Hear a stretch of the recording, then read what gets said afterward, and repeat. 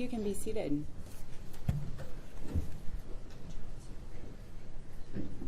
Yes, of course.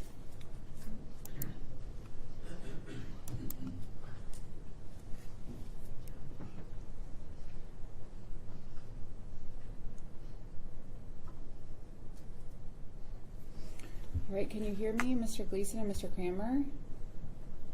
Yes, Your Honor, we can. Thank you very much. Okay. Thank you. So let me call the cases here, and we can begin. This is 2500877, the people of the state of Michigan versus Aleta Moffitt.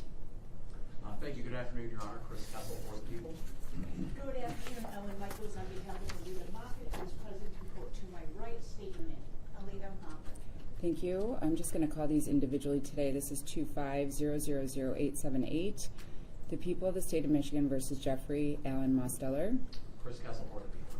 Good afternoon, Your Honor. Alona Shawn on behalf of Mr. Mosteller, who is standing behind me. So you can have the record. Jeffrey Allen Mosteller. Thank you. 2500875, the state of Michigan versus Gary Marken. Chris Kessel for the people. Good afternoon, Your Honor. Todd Flood and Hannah Burkgold on behalf of Mr. Marken, who is to our left and right, respectively. If you could please state your name for the record. Gary Marken. Good afternoon, Your Honor. Hannah Burkgold on behalf of Mr. Gary Marken. All right. And then I have 2500876, the people of the state of Michigan versus Tamela Peterson. Thank you, Judge. Chris Kessel for the people. And thank you, Your Honor. Elise Lisney on behalf of Ms. Peterson, along with my colleagues, Tom and Sherry. I don't know if they want to. Please place your appearances on the record. Your Honor, thank you. Tom Kramer appearing via Zoom on behalf of Ms. Peterson. Gerald Gleason on behalf of Ms. Peterson, Your Honor, as well. Thank you for allowing me to participate via Zoom. Yes, and to the extent that I understand Ms. Peterson is aware that her attorneys were going to be appearing via Zoom today, I'm assuming she has no objection just for today's hearing. Is that correct? Yes. And could you state your name for the record? Tamela Peterson. Thank you. I appreciate that. So today is the date and time we have scheduled for the court to issue an opinion on its decision relative to binding over the matters that were before the court as to each of the defendants. Clearly everyone is aware of the procedural history of the case, so I don't need to add anything to the record. I simply intend on issuing my decision today. I will put everyone on notice that you can stay seated because it's probably going to take me a little bit of time to place my opinion on the record. I have written it out, but I intend to read it into the record today, and I think it's appropriate to do that, and I hope the fact that it's a little bit lengthy is not lost on anyone, the amount of time that we've spent on the case and the detail that I think needs to be placed into the record. So at this time, unless there's something else that we need to address, my intention is to simply issue the opinion by reading it into the record.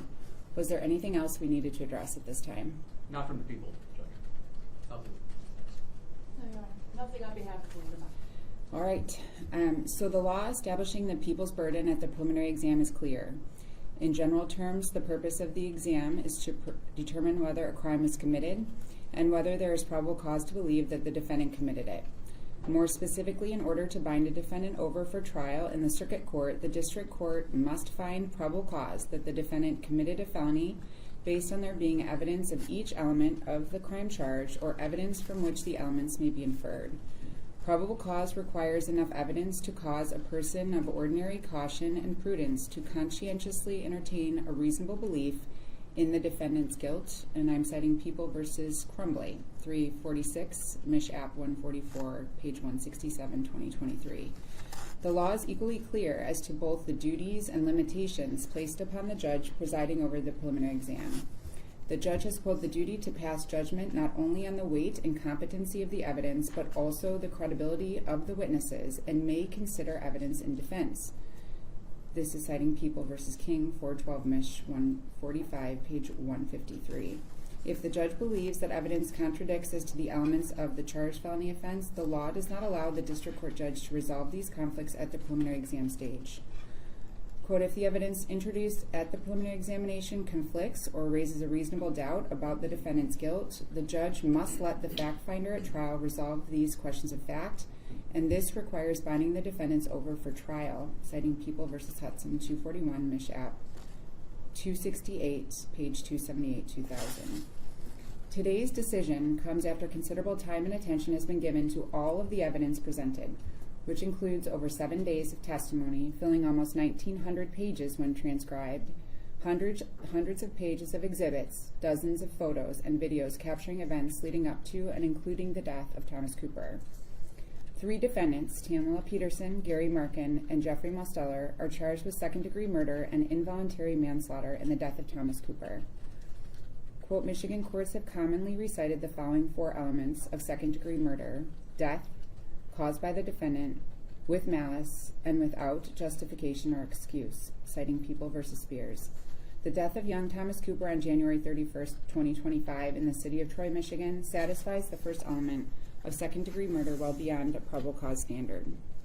To establish that there were acts perpetrated by Peterson, Marken, and Mosteller that ultimately caused Thomas's death, the People presented evidence to show that the defendants actively participated in the decision-making and enforcement of a mandate that all patients of the Oxford Center in Troy, including Thomas Cooper, could not wear a key safety component, the wrist grounding strap, when receiving treatment at the facility. Unlike the picture painted by Ms. Peterson's attorney at the conclusion of the hearing, the testimony during the hearing did not support the idea that Peterson was an aloof, isolated CEO removed from day-to-day operations of the business. To the contrary, Peterson was described during testimony as personally and professionally involved in every decision that was made at both centers during the time that the business was operating. There were a wide range of responsibilities that the evidence indicated she was responsible for, from ordering polyester pillow filling to modifying safety protocols to communicating with Seacrest regarding repairs and service, including to inform them that the annual maintenance that should have been completed on the chamber that Thomas Cooper died in was no longer needed because the machine was reportedly, quote, sold and replaced, from People's Exhibit 10. Bowen Yang, an Oxford Center employee from 2015 to 2025, described the decision-making process at the center as one that often involved Ms. Peterson taking information from others, specifically Mr. Mosteller, to make decisions.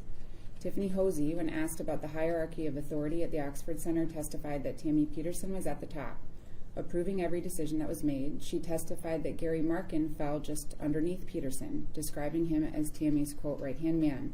Jeff Mosteller was described as third in command, likely because he came to work at the center more recently.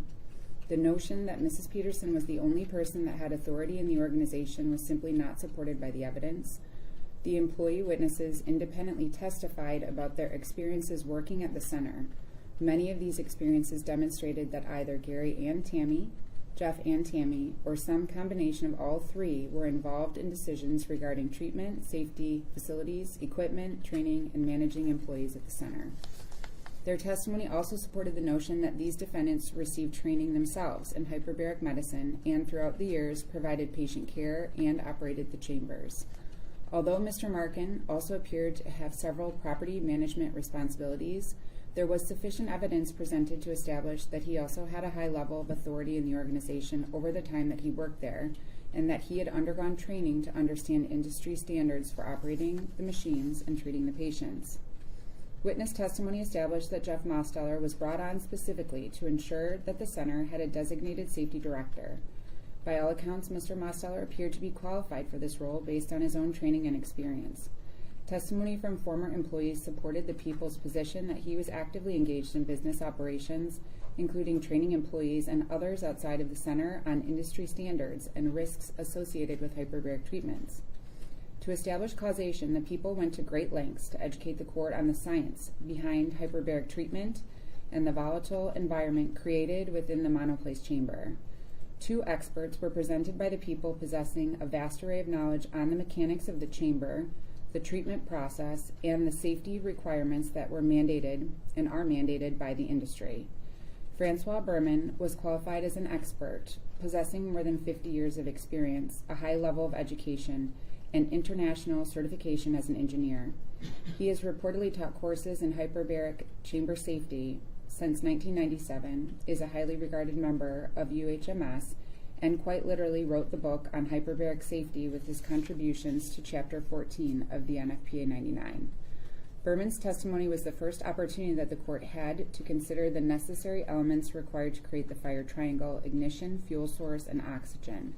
Mr. Berman's testimony, in conjunction with the testimony of Andrew Malenchenko and Deputy Fire Chief Sean Hugg, probed into whether the three elements needed to complete the fire triangle existed in the chamber that Thomas was in on January 31st, 2025, and how they came to exist. Mr. Berman's written report, which is admitted as People's Exhibit 6, identified a significant amount of obvious burnable fuel in the form of patient clothing, cotton blanket, cotton pillow cover, polyester pillow filling, cotton mattress sheet, mattress cover, and foam. His testimony expounded on the significance of burnable fuel placed into the chamber on the day that Thomas was treated. Both experts testified about the risks associated with using dissimilar materials near each other inside a chamber, which would create friction if there was movement of the materials against each other, increasing the potential for a static discharge. The investigation led to the discovery that dissimilar materials were likely in the pillow casing and the pillow filling used at the Oxford Center in Troy on the day of the fire. Videos capturing Thomas's treatment on the day he died showed his significant movement about the pressurized chamber, a factor that the experts testified increased static and the likelihood that a shock would occur. The investigation revealed that employees were told to follow other concerning practices and had done so on the day that Thomas died, including providing warm blankets to the patients directly from a dryer in the chamber suite. Berman raised several other concerns about the chain of events that he viewed on the videos. In addition to the obvious lack of a grounding strap on Thomas, Mr. Berman noted a lack of any effort to confirm grounding of the machine prior to treatment with a multimeter. Mr. Berman, as did others, concluded that there was no physical safety check conducted of Thomas's person, despite both experts' opinions that a physical safety check was the industry standard, rather than verbally confirming the patient had complied with the safety requirements. People's Exhibit Number 7, the CV and final incident report of Andrew Malenchenko, Technical and Safety Director of Hyperbaric Medicine at the Mayo Clinic in Rochester, Minnesota, provided a succinct and powerful summation of what the investigation uncovered. Quote, "This incident is a tragic example of the need for hyperbaric facilities to set and maintain the codes set forth by the National Fire Protection Association and follow the instructions from the chamber manufacturer. It is my view that this incident could have been avoided if a high impedance grounding wrist strap were worn along with the proper textile control and pre-treatment verification of patient grounding," end quote. Ultimately, the combination of former employee testimony about how safety decisions were made and the scientific testimony of the experts as to causation established the second element of second-degree murder to a probable cause standard. Even as the court reaches this conclusion, however, it cannot be ignored that there were areas where the evidence conflicted. On the element of causation, the defense attorneys collectively argued that the deputy fire chief's report was not scientifically accurate because the deputy chief acknowledged that some analysis was not completed at the time that the report was issued. The inconsistencies in this testimony solidified this court's belief that there remain questions of fact that must be left for the trier of fact to decide. The lengthy examination of witnesses led to other evidence of questionable practices under the supervision of Peterson, Marken, and Mosteller. All three former employees reported that it was standard practice for one or two techs to manage between 5 and 8 chambers at a time, in direct violation of the safety standards that recommend that no more than 2 patients are overseen by one tech. Even though employees reported working at the facilities for years, sometimes logging 8 to 10 hours a day when they worked their shift 5 days a week, the evidence was still not clear as to who the medical director was at any given time. Based on the testimony, it reportedly changed often, and the medical director was rarely on site. There was conflicting evidence about who was responsible for training employees, who provided the medical clearance, what safety checks had to be conducted on the machine and or the patient, and who was servicing the machines and for what purpose. To the extent that these additional safety concerns and unclear practices of the center contributed to the likelihood that a fire would take place during the treatment, and that these defendants should have known this, the trier of fact is best suited to evaluate any inconsistencies in this evidence. To prove the third element of second-degree murder, the prosecutor must also establish that the acts committed by the defendants were done with malice. Malice is defined as, quote, the intent to kill, the intent to cause great bodily harm, or the intent to do an act in wanton and willful disregard of the likelihood that the natural tendency of such behavior is to cause death or great bodily harm, citing People versus Goecki, 457, Mish 442, page 464, 1998. Because depraved heart murder, the theory on which the people proceed in this case, is a general intent crime, the accused need not actually intend the harmful result. The mens rea or state of mind required for second-degree murder, quote, does not mandate a finding of specific intent to harm or kill. The intent to do an act in obvious disregard of life-endangering consequences is a malicious intent. Again, citing People versus Goecki from page 466. In considering whether the people established the element of malice to a probable cause standard, the court carefully considered all evidence that showed or inferred what the defendant should have known, what they demonstrated they knew, and the resulting actions they took with the information they possessed.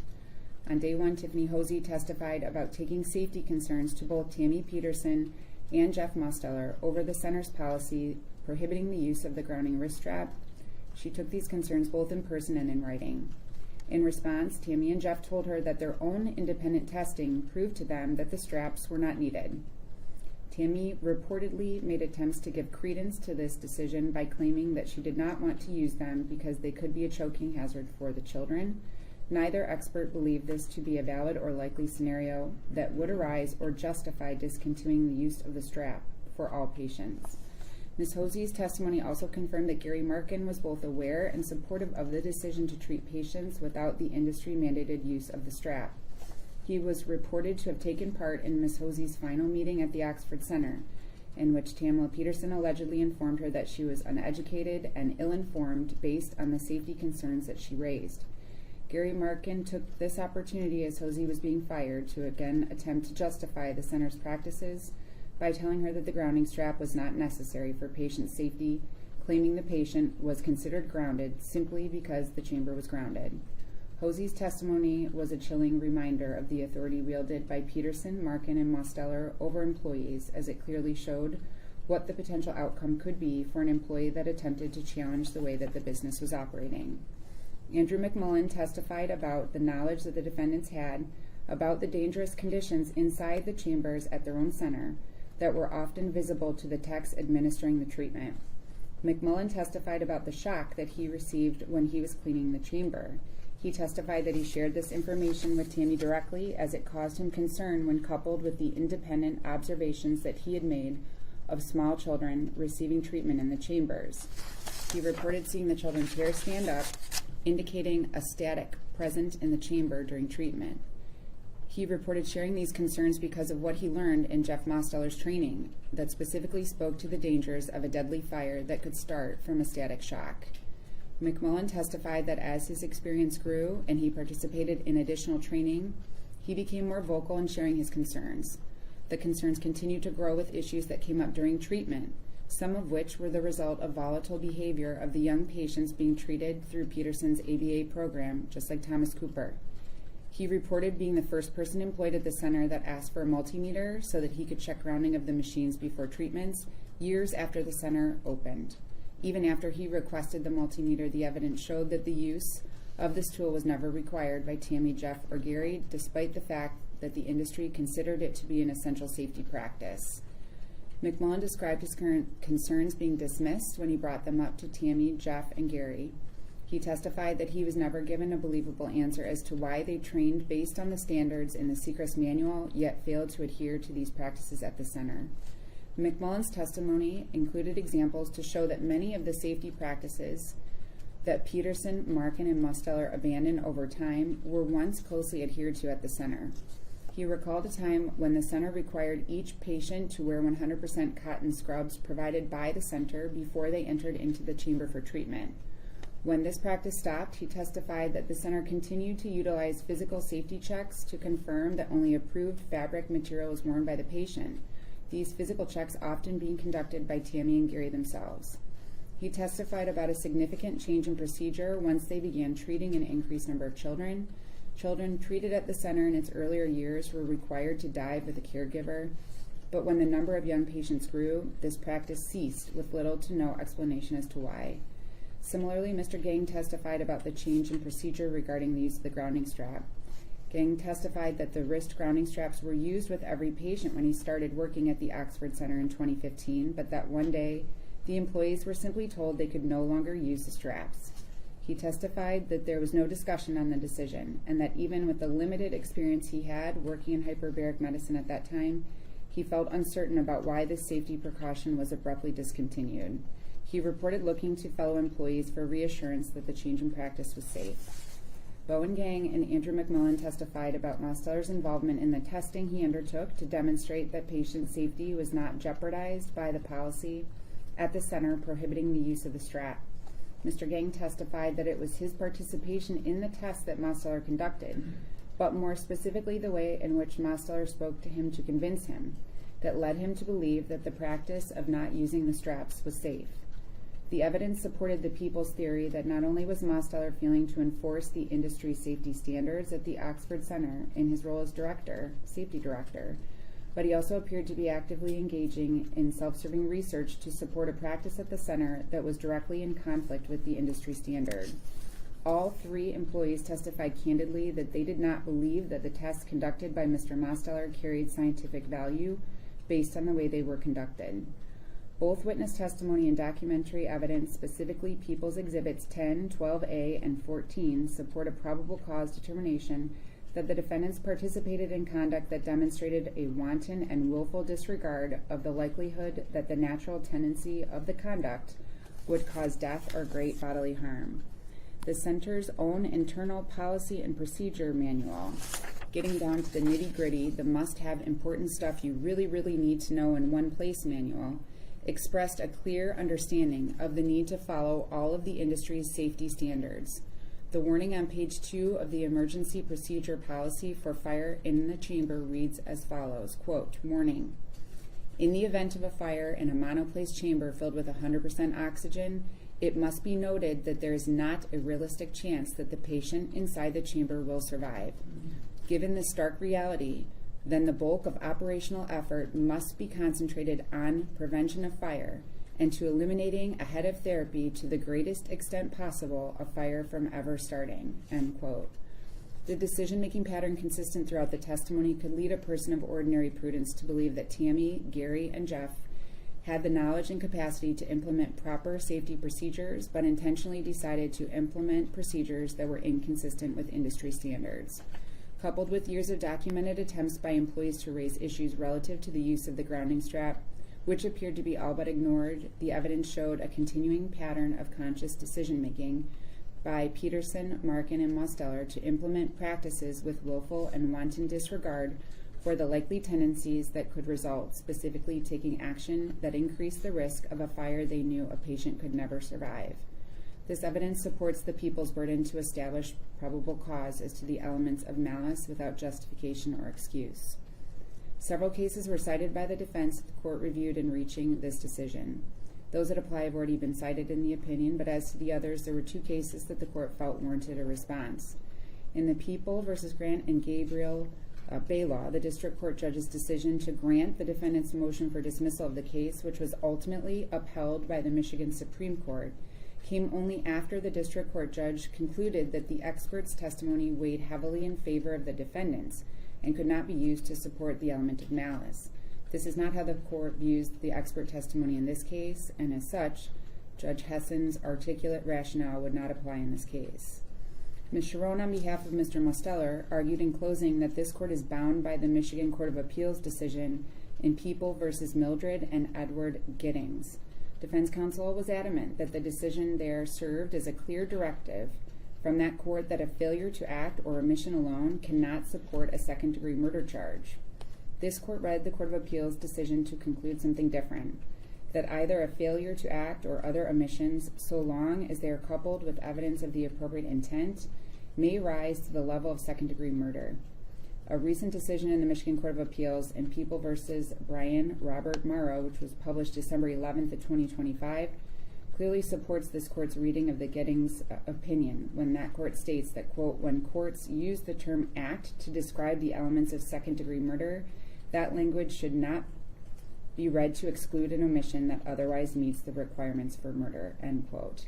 As there were both omissions and definitive acts alleged against the defendants in these cases, and this court having determined that the people met their probable cause burden as to malice, the decisions in Giddings and now Morrow certainly wouldn't preclude the court from determining that the people have established the elements to a probable cause standard. To the extent that these three defendants have been charged with the crime of involuntary manslaughter, the first two elements of both crimes are the same, that there was a death caused by an act of the defendant. To prove involuntary manslaughter, the people must also prove that in doing the act that caused Thomas Cooper's death, the defendant or defendants acted in a grossly negligent manner. While it likely requires little additional explanation as to why the evidence cited throughout this opinion as to Peterson, Marken, and Mosteller would similarly support probable cause on the people's burden to prove this element of involuntary manslaughter, the court must address the evidence as it relates to the involuntary manslaughter charge against Miss Aleta Moffitt. The evidence showed that Miss Moffett was the hyperbaric tech responsible for administering treatment to Thomas on the date of the fire. Miss Moffett was working in her capacity as a hyperbaric chamber technician and by all accounts would have been responsible for following the procedures she was trained on and those that were mandated by the NFPA 99. To establish that the defendant acted in a grossly negligent manner for exam purposes, the people must present some evidence that the defendant knew there was a situation that required her to take ordinary care to avoid injury to another.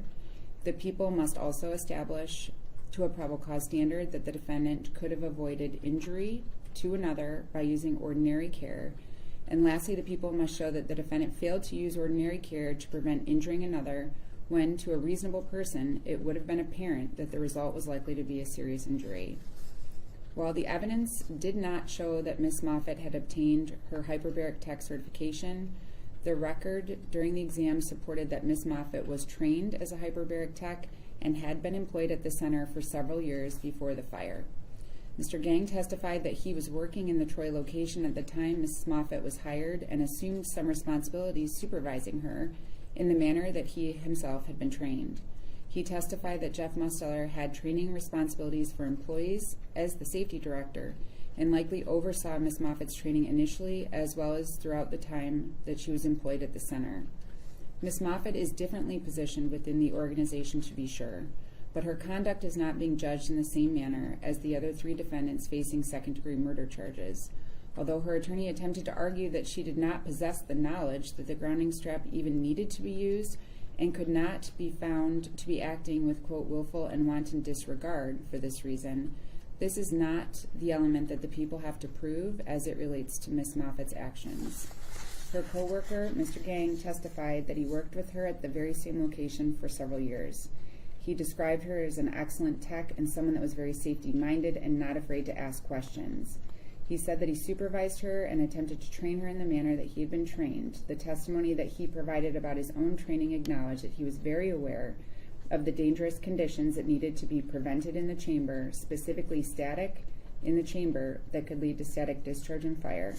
Miss Moffett's conduct is viewed through the lens of the reasonable person, and given the great weight of the evidence presented about all of the factors that created the environment in the chamber that Thomas was receiving treatment in on January 31st of 2025, a static discharge leading to a fatal fire was a very real and possible outcome that a hyperbaric technician would have been expected to use ordinary care to prevent. There was sufficient evidence to contradict the defense's argument that Miss Moffett was employed in her capacity as a tech, but knew absolutely nothing about the risks inherent in treating someone in a monoplace chamber. While the evidence may not convince the court today of guilt beyond a reasonable doubt, there is enough to establish to a probable cause burden that Miss Moffett's actions on the day of the fire fell short of what a reasonable person would do to avoid the outcome that ultimately killed Thomas Cooper. The final decision must rest with the trier of fact given what has been presented. As to the charge of intentionally placing false information into a medical chart, Miss Moffett is alleged to have entered an end time for the dive that was inaccurate. The evidence appeared to show that Moffett engaged in the practice of what is known as pre-charting, which several witnesses acknowledged was a practice that was utilized by the techs at times. Mr. Gang testified that while he understood that techs were to avoid pre-charting, this was difficult to do when they were busy. He also testified that if it had to be done, they understood that the correct information had to be updated within the chart close in time to when the expected treatment was modified. The testimony of former employees supported the notion that pre-charting was done at the center because of the volume of patients they were overseeing. by one or two texts that were working at a time. There was nothing presented to the court that would lead the court to conclude that the center's accepted practice of pre-charting is an appropriate legal defense to entering incorrect medical information into a medical record simply because an unexpected fatality occurs. While the record certainly does not support an inference that Mrs. Moffett placed incorrect information in the chart to mislead in a nefarious way, it does support a probable cause determination that the information regarding the end time for Thomas's treatment was inaccurate when it was entered by Ms. Moffett because the end of the treatment had not yet occurred. To the extent defense counsel argues that Ms. Moffett does not qualify as a healthcare provider or other person under the language of the statute, this is a question of fact to be resolved by the trier of fact. While Ms. Moffett did not appear to be licensed specifically as a hyperbaric chamber technician, it's also not clear that this is even a certification recognized under the statute. There is certainly enough information to support the people's position that Mrs. Moffett was working as a healthcare provider, administering treatment to patients, and that she is the person that added the treatment information into Thomas's chart. There was no evidence to support defense counsel's claim that Ms. Moffett just took notes and another person assumed responsibility for entering info into the medical chart. Any consistencies in the testimony or legal arguments that can be made based on the evidence must be left for the trier of fact to decide. So given the court's findings after the conclusion of the preliminary exam, this court today is finding each defendant over on both of their original felony counts consistent with the ruling that's been issued on the record today.